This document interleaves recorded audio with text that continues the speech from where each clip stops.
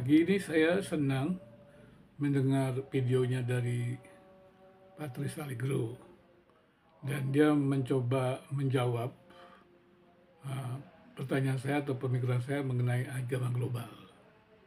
Dan Romo atau beliau cukup baik menjelaskan dan juga punya posisi. Saya senang.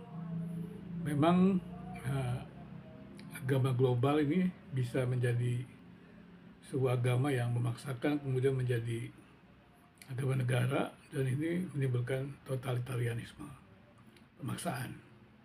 Tapi dia mencoba menjelaskan bagaimana pandangannya Romo Patrice Allegro mengenai gereja global dikatakan. Dan dia katakan juga tentu tidak memaksakan, dia tidak menyeragamkan gitu ya.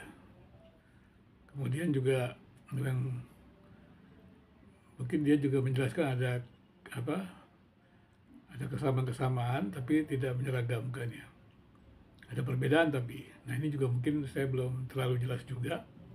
Biasanya kan memang selalu apa namanya, similarity and diversity itu kan selalu ada.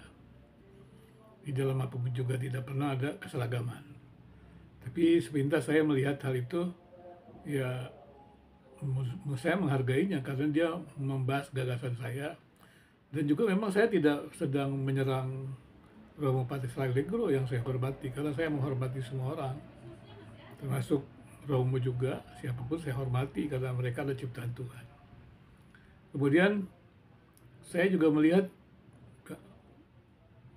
usaha keras dari MYM. Bukan saya tidak memihak ya, memang harusnya saya tidak memihak, maksudnya bukan saya menyerang MYM gitu. Ketika dia mengatakan bahwa dia tidak memulai gitu, demikian juga dia jelaskan juga Budi Asali, kemudian juga dia tidak memulai. Tapi kita semua tahu bahwa apa namanya, saling membidatkan itu kan sudah terjadi lama. Kita jujur sajalah.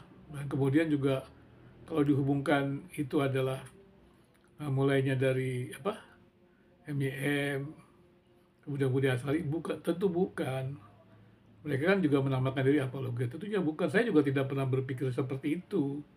Kan saya berkali-kali mengatakan bahwa MYM, Deki, Budi Asari itu kan oknum, individu lah, sorry, individu lah begitu.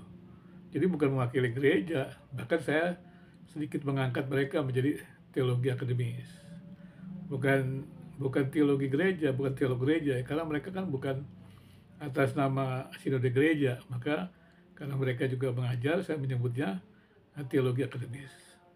Nah, kalau saya bisa melihat gagasan-gagasan yang saya itu dibahas oleh Patrice Allegro, saya senang. Kan saya juga bisa belajar dan juga bisa melihat, oh berarti saya salah menginterpretasikan, dan kemudian oh berarti gagasan saya ini mesti dikembangkan seperti ini gitu. Jadi kan ada proses belajar gitu, walaupun ini tidak langsung, tapi saya melihatnya ini sebuah dialog.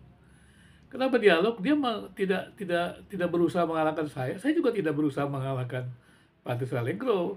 Ketika dia membaca sejarah dengan kacamata dogmanya, ya saya jelaskan itu. Saya tidak sedang menjatuhkan, mengalahkan. Saya jelaskan itu kondisinya demikian, realitasnya seperti itu. Itu saja, saya tidak melarangnya. Tapi ketika itu dibacakan dalam konteks kita, nah itu kan menjadi persoalan, menimbulkan perlawanan dari Protestan, apalagi dalam lingkup yang lebih luas. Itu juga yang ditanyakan kepada saya juga, kenapa saya nggak menyerang yang lain-lain. Yang menyerang siapa? Saya kan bukan sedang menyerang, saya kan bukan apologet gitu ya. Walaupun saya tidak memahami apologetika seperti itu. Meski saya belajar apologetika itu lumayan lah. Dari profesor-profesor dalam negeri dan luar negeri saya sudah belajar. Tapi ya saya memang peneliti begitu. Lebih sedang menjadi peneliti, belajar begitu. Ya, kalau tidak percaya penelitian ya cari aja jejak digital saya gitu ya. Jejak digital kan saya kan banyak begitu kan, gampang sekali untuk mencarinya seperti itu. Karena itu saya pikir untuk MIM gitu ya, yang lain juga, kenapa sih kita tidak merubah alternatifnya menjadi dialog damai aja?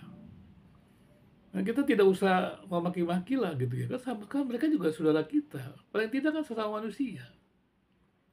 Saya menganggap Patris Allegro itu adalah ciptaan Tuhan, jadi saya mesti menghargai, apalagi beliau mendedikasikan hidupnya untuk agama. Berarti kan dedikasi yang besar ya. Demikian juga saya menghormati MIM dengan yang lain, dedikasi untuk agama ya. Tapi jangan lupa bahwa kita juga mesti hati-hati, jangan-jangan kita salah.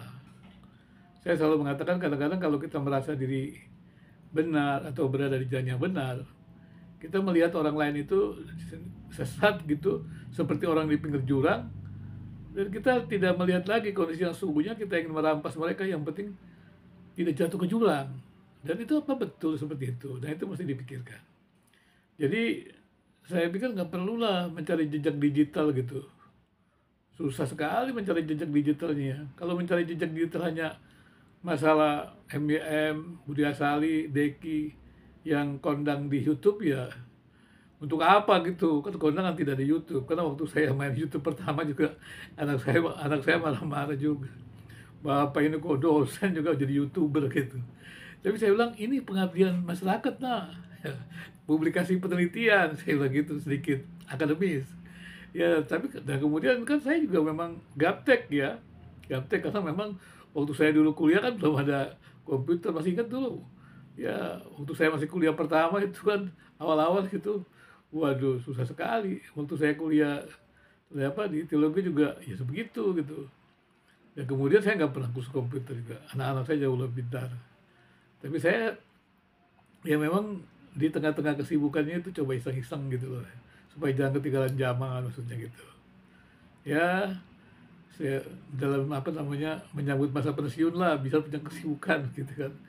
Karena selama ini kan agak susah kesibukannya gitu. Tapi kan kalau kesibukan itu produktif kan menarik gitu ya. Jadi saya juga teman-teman yang merespon saya gitu, yang lembut, yang halus, terima kasih ya.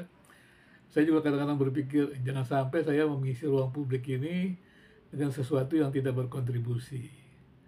Aduh, sayang sekali kerja keras itu tidak menghasilkan yang produktif. Karena terus terang saya tidak suka untuk mendapatkan sesuatu, orang tidak mendapat apa-apa. Kalau sebagai dosen, misalnya saya mengajar gitu, kalau saya lihat ada dosen lain yang sama dengan saya, biasanya saya lebih baik mundur, mengalah gitu, biar orang lain yang mengajar. Kan saya bisa menciptakan pekerjaan saya sendiri. Karena saya selalu berpikir begitu. Nah, ini juga nih proses saya menciptakan pekerjaan ini. Pekerjaan-pekerjaan yang baru untuk menolong ya dosen-dosen gitu. Ayo dong ikut terobosan. Tapi bukan sesuatu yang luar biasa. Ini hanya salah satu saja gitu. Karena kan kampus-kampus kadang-kadang sulit publikasi. Kemudian sebagai asesor kan saya jelaskan. Publikasi kan banyak. Penelitian beda dengan publikasi.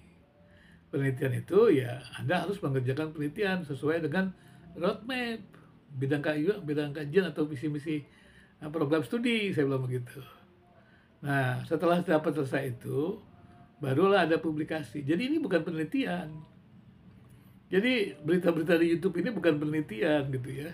Penelitian itu di luar, dikerjakan dulu gitu ya. Nah, makanya bertahun-tahun. Saya mengerjakan disertasi juga ya nggak lama sih, 3 tahun gitu ya. Ya, semuanya lah gitu ya. Dan itu pun tema-tema yang sudah saya pahami, berarti nggak tahu berapa lama begitu ya.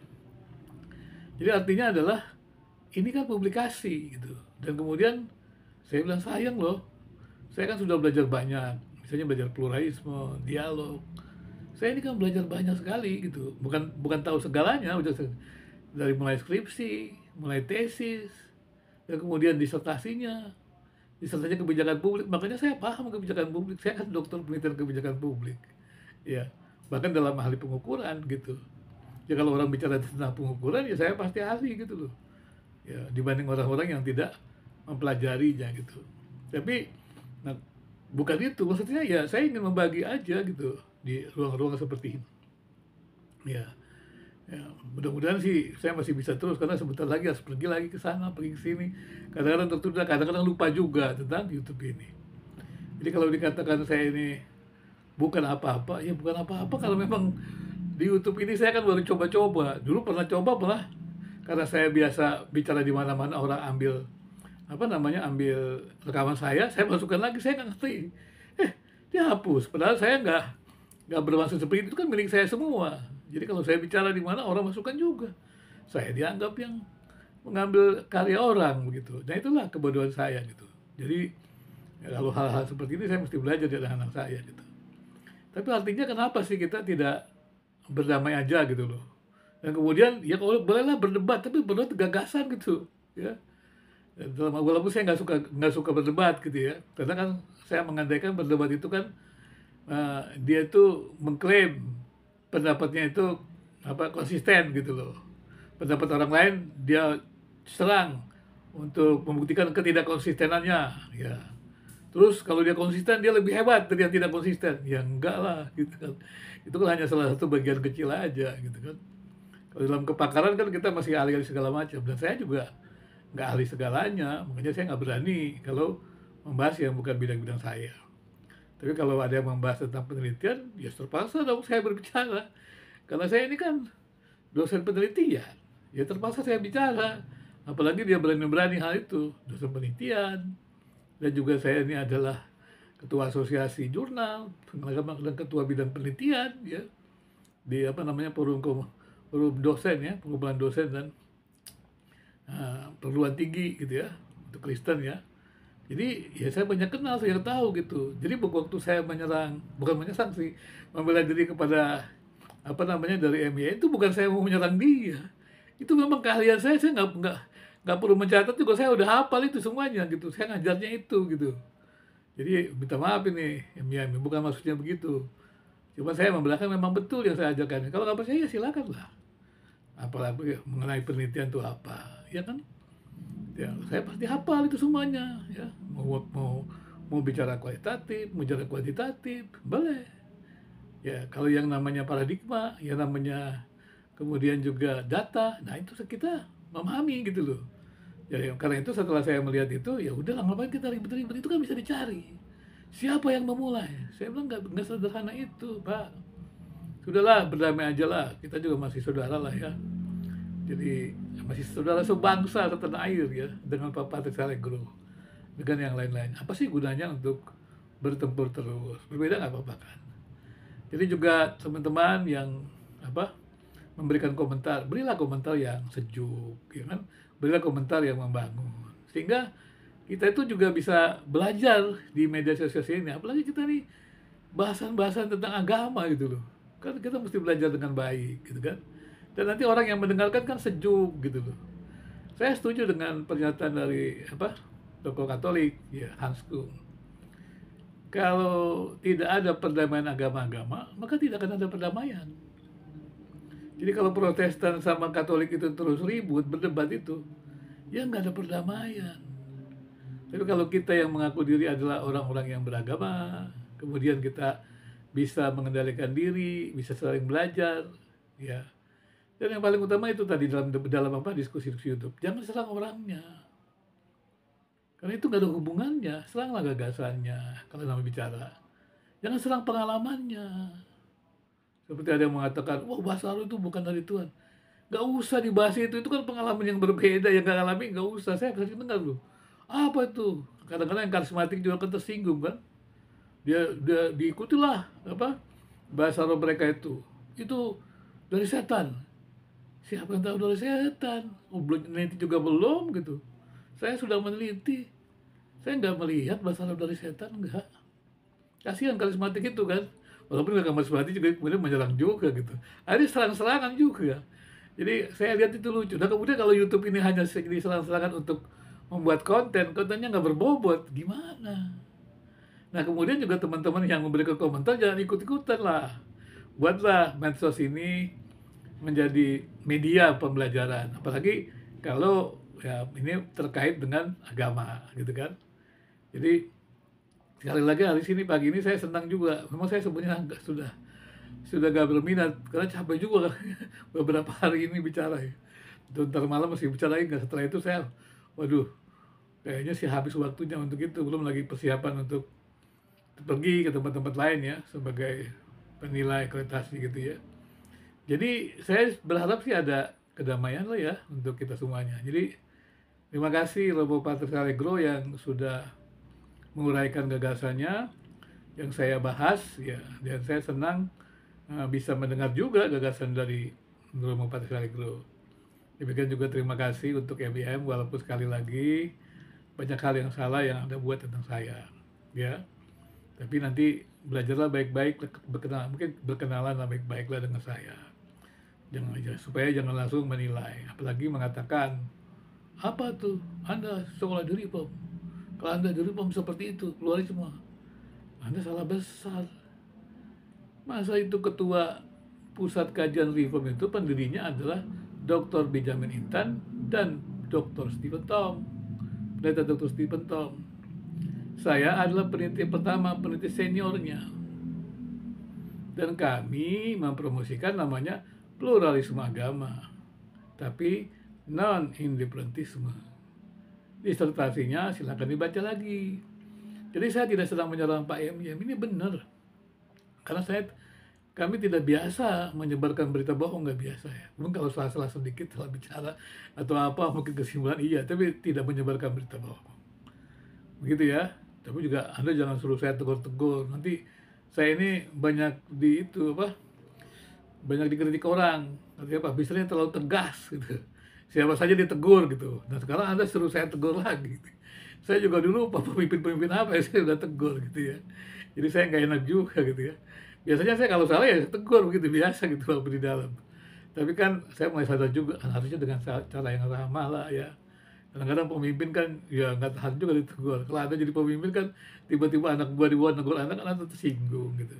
Mungkin dengan cara-cara yang benar. Jadi sekali lagi konsistensi saya ya tetap dalam bicara tentang kebenaran.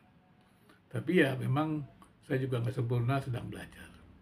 Jadi saya berharap kalau hari ini saya mendengar ya videonya dari MIM ya tentang siapa dulu yang mulai segala macam, walaupun saya nggak sampai habis ya Pak ya. Tapi udahlah Pak ya, kita damai-damai aja lah, gagasannya aja Pak yang diserang.